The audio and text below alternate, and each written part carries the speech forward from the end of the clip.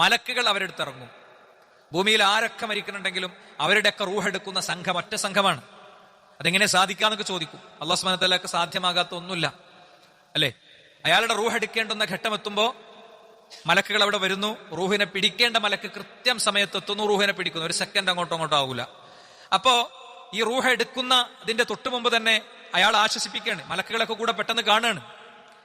ജീവിതത്തിൽ ആദ്യമായിട്ടൊരു മനുഷ്യൻ മലക്കുകളെ കാണുകയാണ്, അവരുടെ രൂപത്തിൽ കാണുകയാണ്, അല്ലെ? അവരുടെ രൂപത്തിൽ കാണുകയാണ്. അപ്പൊ ആശ്വസിപ്പിക്കുകയാണ്, ചിരിച്ചുകൊണ്ട് ആശ്വസിപ്പിക്കുകയാണ്. അല്ലാ തഖാഫു വലാ തഹ്സനു, പേടിക്കണ്ട, വിഷമിക്കണ്ട. വബ്ശിറൂ ബിൽ ജന്നത്തില്ലത്തി കുൻതും തുഅദൂൻ, നിങ്ങൾക്ക് വാഗ്ദാനം ചെയ്ത സ്വർഗം കൊണ്ടുള്ള സന്തോഷ വാർത്ത അറിയിക്കാൻ വേണ്ടി വന്നതാണ്. പിന്നെ ആ നടപടിക്രമങ്ങളിലേക്ക് അവർ കടക്കും. മലക്ക് വരുന്നതോടുകൂടെ പിന്നെ നല്ല ആത്മാവേ ഇർജിഇ ഇലാ റബ്ബിക്കി, നീ നിന്റെ രക്ഷിതാവിലേക്ക് മടങ്ങുക എന്നുള്ള പ്രഖ്യാപനം ഉണ്ടാകും. എന്നിട്ട് ഏറ്റവും സൂക്ഷ്മമായി, അല്ലെ, ഒരു നെയ്യിൽ നിന്ന് നൂലിങ്ങനെ ഊരിയെടുക്കുന്ന അത്ര ലാഘവത്തോടു കൂടി എടുക്കുന്നതാണ്. ലോകത്ത് ഏറ്റവും മനോഹരമായി എടുക്കപ്പെട്ട റൂഹ് മുഹമ്മദുർ റസൂലുള്ളാഹി സ്വല്ലല്ലാഹു അലൈഹി വസല്ലം തങ്ങളുടെ റൂഹാണ്. ആ റൂഹ് എടുക്കുമ്പോൾ പോലും വേദനയുണ്ടായിരുന്നു. കുല്ലു നഫ്സിൻ ദാഇഖത്തുൽ മൗത്ത്, മരണത്തിന്റെ രുചി എല്ലാ ആത്മാക്കളും അനുഭവിക്കും.